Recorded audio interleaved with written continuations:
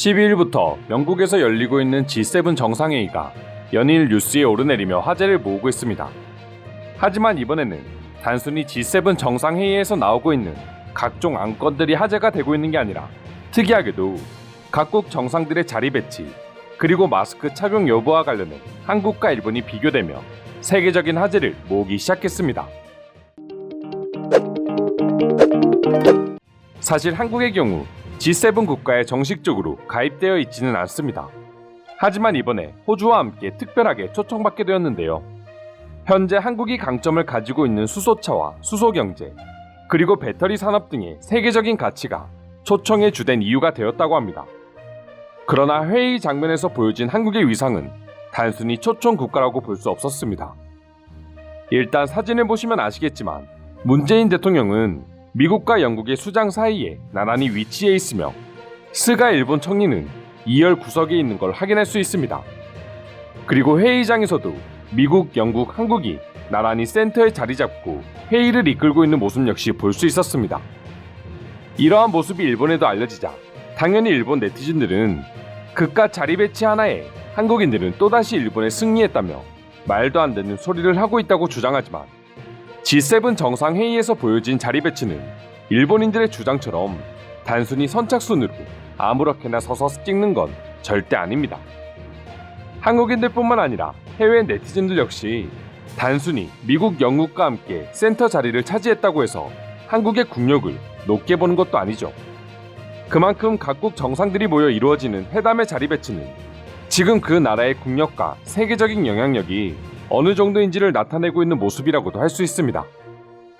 그리고 또 하나 많은 이들을 놀라게 한 모습은 한국 대통령과 일본 총리의 도착 모습이었습니다. 이는 각종 언론에서도 대서특필하며 많이 화제가 되었는데요. 한국을 비롯해 대부분의 국가 수장들은 마스크 없이 전용기에서 내려 환영 인사를 받았지만 일본만은 스가 총리를 비롯한 모두가 마스크를 쓰고 비행기에서 내렸기 때문입니다.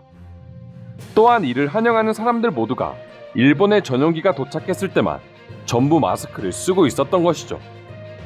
뿐만 아니라 아시아에서 유일하게 국권이 G7 자리를 차지하고 있던 일본은 큰 집중조차 받지 못했지만 초청국 자격으로 찾은 한국에게 오히려 다른 G7 나라들이 수많은 러브콜을 보내기 시작했습니다. 한국은 12일 하루 동안 호주, 독일, 유럽연합 정상과 모두 3차례의 양자회담을 소화함과 더불어 호주 총리에게는 직접 호주에 초청하고 싶다는 의사를 전달받았습니다. 그리고 독일과의 정상회담은 원래 예정이 없었지만 메르켈 총리의 강력한 요청으로 갑자기 성사되었다고 합니다.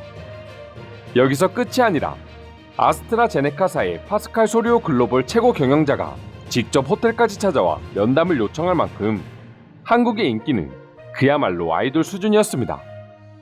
사실 G7 정상회의에 모인 나라들이 한국에게 잘 보이기 위해 노력해야 하는 나라들은 절대 아니라고 할 수 있습니다. 이름 그대로 세계에서 제일 영향력 있는 선진 7개 국가들이 모여있는 그룹이기 때문이죠. 그만큼 한국의 국력과 위상이 높아졌다고 할 수 있는 모습이었습니다. 반대로 가뜩이나 도쿄올림픽 강행으로 세계적으로 불신이 가득한 일본이 이번 G7 정상회담에서 보여준 모습은 더 큰 불안감만 안겨줄 수밖에 없었습니다. 그러다 보니 일부 해외 네티즌들은 불가능한 건 알지만 이럴 거면 안전하게 바로 옆 나라인 한국에서 올림픽을 개최하자는 반응까지 나오고 있는 것이죠. 이 밖에도 G7에서 보여준 한국과 일본의 모습에 일본인들마저 정부의 무능함에 대해 비난 여론이 쏟아지기도 했는데요. 날이 갈수록 올라가는 한국의 위상과 반대로 그런 한국에 잡히고 있는 일본에 대해 해외 네티즌들과 일본인들은 어떤 생각을 가지고 있는지 지금부터 자세히 살펴보도록 하겠습니다.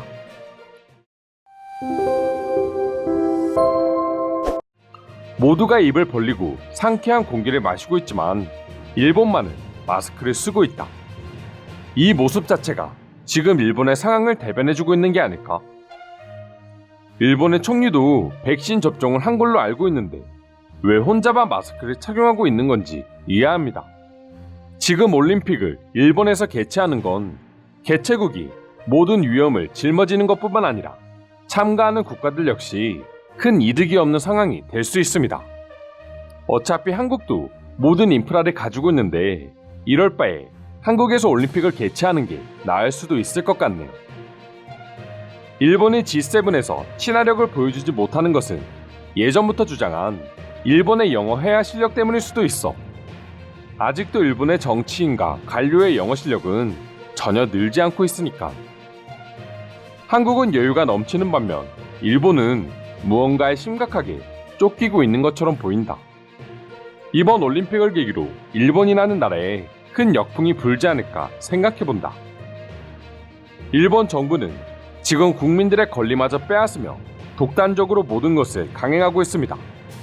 그런 썩은 체제의 정부 따위 아무도 믿지 않으며 따르지 않는다는 것을 모든 언론에게 알려야 합니다. G7의 초청장을 받았다는 것은 그만큼 한국의 외교 무대가 커진 것이고 책임과 역할도 커졌다는 뜻이다. G7 회원국 사이에서는 영토와 관련한 문제와 분쟁은 없다. 가치를 공유할 수 있는 사람들이 모여야 하기 때문에 독도 문제가 있는 이상 한국은 절대 G7의 회원이 될 수 없다. 한국의 위상이 높아져서가 아니라 중국을 견제하기 위한 수단으로 한국이라는 나라를 활용하는 것뿐입니다. 그게 사실이라고 하더라도 그만큼 한국의 위상과 국력이 높아졌기 때문에 중국을 견제할 수 있다는 뜻이 되는 것도 아닌가요? G7에 초청받은 한국의 외교적 지위가 세계적으로 상당히 높아졌음을 알 수 있습니다. 그리고 이번 기회를 통해서 한국과 호주가 가입되고 누군가 탈락하지 않는다면 G7이 아닌 G9이 되지 않을까요? 세계적으로 코로나는 점점 잠잠해지고 있는 가운데 일본은 그렇지 않다는 것을 입증한 것이다. 스가 총리가 마스크를 쓰고 나온 이유도 그것 때문이겠죠. 꼭 그렇다고는 할 수 없을 것 같아요. 아무래도 도쿄 올림픽을 준비하고 있는 일본이기 때문에 조금 조심스러운 행동을 취하는 것이 아닐까 싶어요. 조심스러운 행동이라 하더라도 세계 각국의 정상들이 모였고 모두들 예의를 갖추는 자리였습니다. 그런 곳에서 일본은 독단적인 행동을 한 것입니다. 보리스와 바이든 사이에 한국 대통령이 자리했습니다. 이건 단순히 상징적인 행동이라고는 할 수 없습니다. 한국이 가지는 세계적인 위상을 뜻하는 것입니다. 일각에서는 중국을 견제하기 위해서라는 말도 했는데 이제 그것만은 아닐 것입니다. 과거 미국은 중국 세력의 확장을 견제하기 위해서 일본, 호주, 인도와 함께 쿼드를 결성했다. 그런데 쿼드에 가입된 아시아 국가인 일본, 호주, 인도 세 나라의 힘보다 이제 미국은 한국의 힘을 더 필요로 하는 것이라는 게 명확해진 거야. 일본은 한국을 배척하고 있지만 일본을 제외한 나머지 국가는 한국을 아주 중요하게 생각하고 있는 것으로 보이네요. 일본이 G7 정상회담에 왜 참석한 것입니까? G7은 세계 경제가 나아갈 방향과 협조 및 조정에 관해 문제를 논의하기 위한 세계 주요 7개국의 모임이지 않습니까?